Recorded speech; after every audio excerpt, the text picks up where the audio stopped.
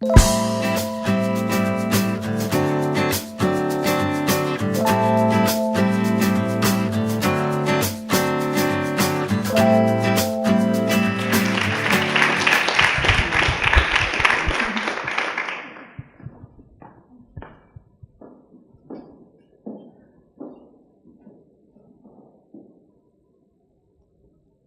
want you to imagine a world where your story is valued,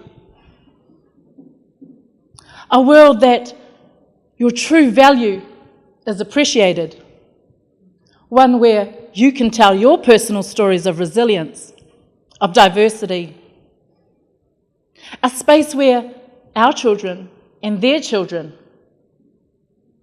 can bask in their greatness, in our successes, know who they are, connect with each other in authenticity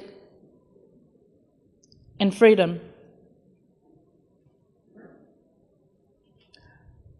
I invite you to go into that space, to visualize what that might look like, and I want you to sit with that for a minute.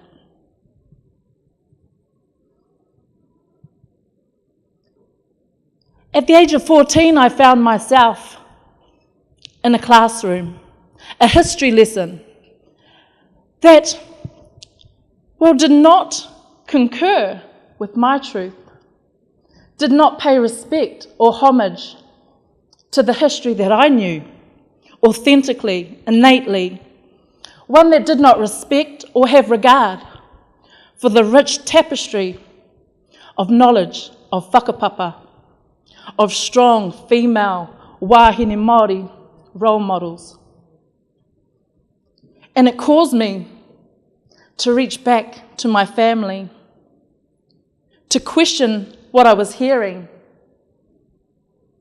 and to correct myself or reorient myself, as the case was, to my truth, whatever that was at the age of 14. That search, that journey, took me at the age of 14 to co-author a book on the history of my marae, Tāwhiti Nui, based in Whakamārama, Te Puna. Once I tapped into that realm, however, there seemed to be this endless tugging cord where it would allow me to continue to deepen and further pursue that knowledge. By the age of 18, I found myself first year of university, but also a teenage mother. Again, I began to hear stories, a narrative, a national narrative, that did not reflect my truth, did not portray success stories of Māori wahine who were educated, of thriving, deeper learning women in general, who had a voice, who had something to offer the world, who did not reflect, or which did not reflect, that by the age of 25 I had graduated with not one, but 3 degrees, a Bachelor of Law, a Bachelor of History, or Bachelor of Social Science, majoring in History, and a Masters of Law with first-class honours. A history which did not reflect my success in being admitted to the bar that same year and going on to practice as a commercial lawyer for the last 5 years. And not only a commercial lawyer, a commercial Māori wahine lawyer who constantly, and as I look around this room, assists with the legal aspects and legal aspirations and formation of your realities, your dreams, and your visions. And so I wanted to share that story and give you some of the lessons that I learned. And the first lesson is this: we must be willing to be cut.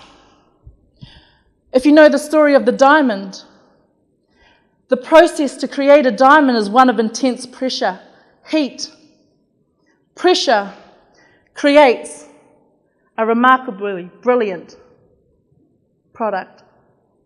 Throughout our lives and our business lives, we need to be willing to be cut in ways that we've never been cut before. I needed to be willing to be able to take on all of those narratives that didn't serve me, but holding that vision in my mind, I needed to internalize. I needed to move with, mix with, counter, so that I could find my diamond, my true story, my truth. I found that it was very important to establish that long game, play the long game. Like the hare, I found that all I had was me. I was able to draw on a collective of people who supported my goals. But essentially, I had to take what I had, the build that I had, and practice that resilience. You're going to need that resilience in business. You're going to need to be willing to be cut in ways you've never been cut before if you really want to shine, if you want to go to that next level, if you want to command top dollar in your industry. You have to play the long game. Finally, you have to be willing to grow through what you go through. In the last part of my master's degree, I found myself in a killing pain. I was about to publish and co-author a journal excerpt with the Dean of Law at the time. And unbeknown to me, I had lost my baby that I was carrying. Nobody could tell me how that was going to feel. Nobody could tell me that I was going to be in a hospital for 2 weeks, a full cesarean cut, losing blood, and that I'd get a phone call because I was a regular blood donor asking if I would donate blood, and for me to then have to reply and say, what a privilege. However, at this time, I'm actually receiving 3 litres of blood. Thank you. Thank you. From that moment, I would learn, I would take every day, appreciate every day with gratitude, and I would grow through what I go through. I learned that I needed to be strong like the diamond, that my point of difference was that I was resilient, that I played the long game, and because of that, as I watched my friends, all well-intentioned, fall away over the years, I was still standing at the end because I'd built that resilience. And finally, I was authentic to who I was, my story. I didn't need to compromise. Instead, I was able to find my authentic audience, grow with them, connect with them, and leverage to reach my ultimate success. Today, all I want you to do is share your story because it can change our world. Thank you.